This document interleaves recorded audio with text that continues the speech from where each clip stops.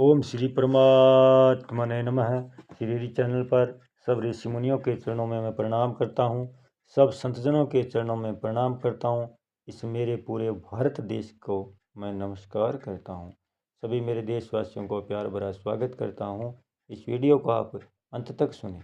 इस वीडियो को सुनने वाले मेरे देश के हर कोने में घरों बैठी माताओं के चरणों में मैं चरण स्पर्श करता हूँ। बहनें और भाइयों को प्यार नमस्कार। यह वीडियो श्री कृष्ण अर्जुन संवाद का है। जब महाभारत युद्ध में अर्जुन धर्म संकट में था, तनाव में था, चिंताओं से घिर गया था, कोई निर्णय नहीं ले पा रहा था, थर थर काँप रहा था, मुख सूखा जा रहा है, तब भगवान का शिष्य बनकर भगवान की शरण में गया। तब भगवान ने उन्हें गीता का उपदेश दिया, धर्म संकट से बाहर निकाला और अंत में विजय श्री का ताज पहनाया। इसलिए यह वीडियो सुनने मात्र से मानसिक तनाव, चिंताग्रस्त शारीरिक तनाव से मुक्ति मिल जाएगी। इसलिए आप सब श्रोतागण से मेरी विनती है, इस सुप्रभात में पुण्य का भागीदार बनकर जन कल्याण में अपना सहयोग देवे। वीडियो को ज़्यादा से ज़्यादा सब्सक्राइब करें, लाइक करें और शेयर करें। अब भगवान आगे क्या कह रहे हैं और अर्जुन क्या पूछ रहे हैं। शरवमेत दृहतं मनयेयन माम वदसि केशव नहि ते भगवन्यव्यक्तिं विदुरदेवान दानवा। हे केशव, मुझसे आप जो कुछ कह रहे हैं यह सब मैं सत्य मानता हूँ। हे भगवान, आपके प्रकट होने को न तो देवता जानते हैं और न दानव ही जानते हैं। या क्या सर्वमेत धृतम मनये यनमा वदसी केशव है।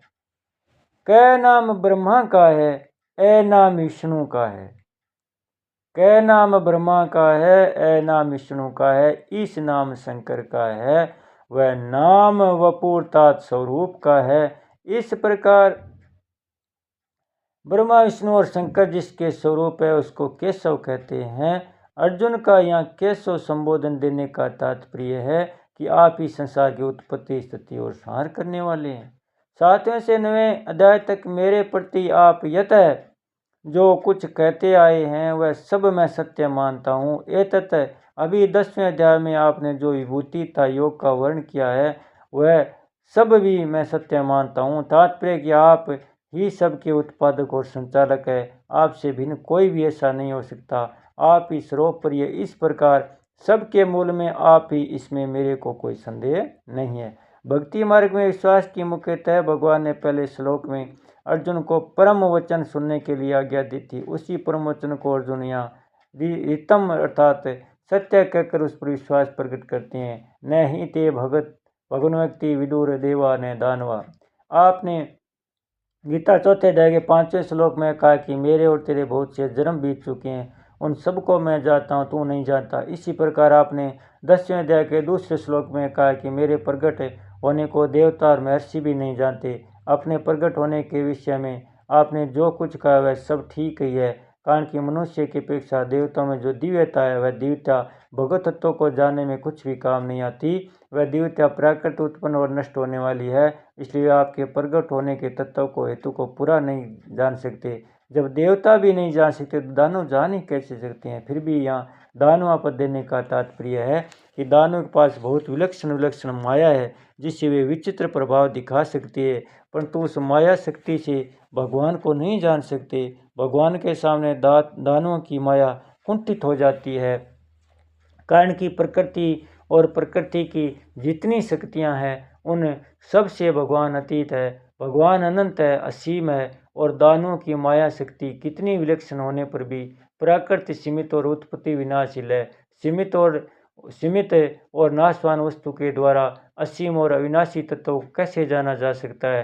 तात्पर्य यह कि मनुष्य, देवता, दानव आदि कोई भी अपनी शक्ति से, सामर्थ्य से, योग्यता से, बुद्धि से भगवान को नहीं जान सकते, कारण कि मनुष्य आदि में जितनी जानने की योग्यता, सामर्थ्य, विशेषता है वह सब प्राकृत है और भगवान प्रकृति से अतीत है। त्याग, वैराग्य, तप, स्वाध्याय आदि अंतःकरण को निर्मल करने वाले हैं, पर इनके बल से भी भगवान को नहीं जान सकते। भगवान को तो अनन्य भाव से उनके शरण होकर उनकी कृपा से जान सकते हैं। गीता 10वें अध्याय का 11वां और 11वें अध्याय का 54वां श्लोक।